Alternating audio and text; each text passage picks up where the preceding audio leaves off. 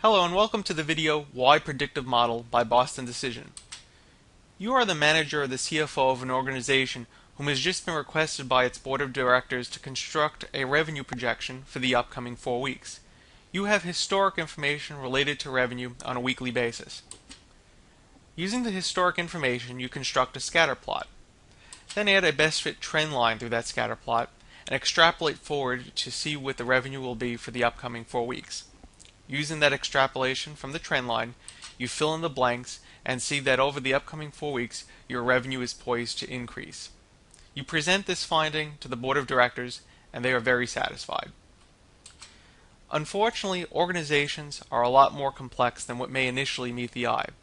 In this example, there are 3 other variables that we suspect may be influencing revenue, denoted by A, B, and C. Do you notice any pattern between A, B, and C, either individually or together, in terms of how it may be impacting revenue? Most folks will not be able to see a pattern, even though there is a very simple relationship between them. Using statistical modeling and predictive modeling, we're going to hunt and try to determine if there is indeed an underlying relationship between A, B, and C in revenue, and then use this information to predict what is going to be happening next over the upcoming 4 weeks. Now, A, B, and C are meant to represent a whole variety of possible variables that may be influencing revenue within your organization. For example, they may include weather, time of year, or current and ongoing promotion. Or they may represent current competition pricing, geography, and an ongoing advertisement. The sky is the limit here. So let's go ahead now and use statistical modeling to determine if there is indeed an underlying relationship.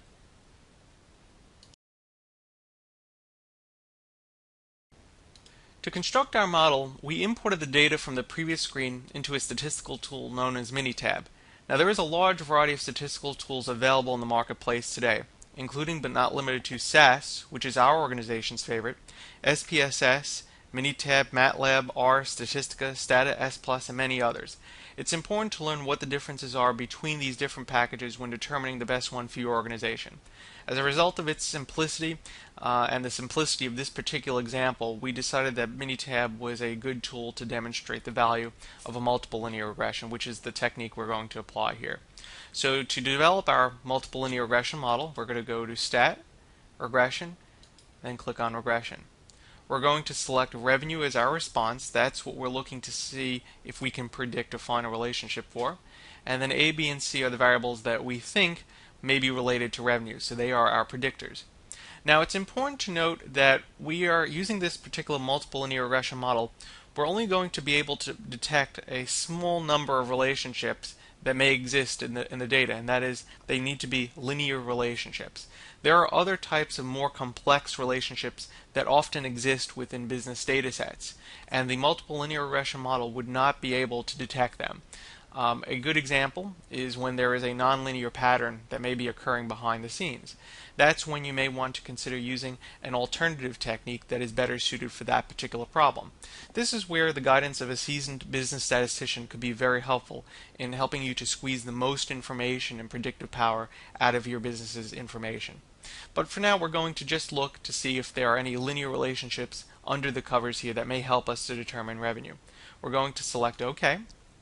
And on the top here, we now see our linear regression model. And what it's telling us is that in order to determine revenue based on the data that we presented it, revenue equals 15, which is called the intercept term, plus 1A, so plus A, plus 2 times B, minus C. And if we look, that is indeed the relationship with our data. So 15 plus 2 plus 2 times 4, that's 8, minus 4, that indeed gives us 21. 15 plus 1 plus 2 times 5, that's 10, minus 2, that is 24. And if you look, that is indeed the pattern that is occurring behind the scenes. Our statistical model was able to find a relationship that we had difficulty seeing visually. And again, we could have been doing querying, we could have been doing OLAP cubes, but the same pattern would not have been detected because it's very difficult to visualize these patterns unless you're using some type of a statistical technique.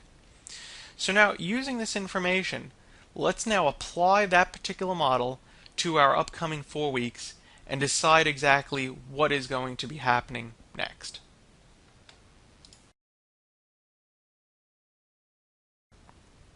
When we apply our multiple linear regression model to the data from the previous slide, we see a very different story than what our best fit trend line was telling us.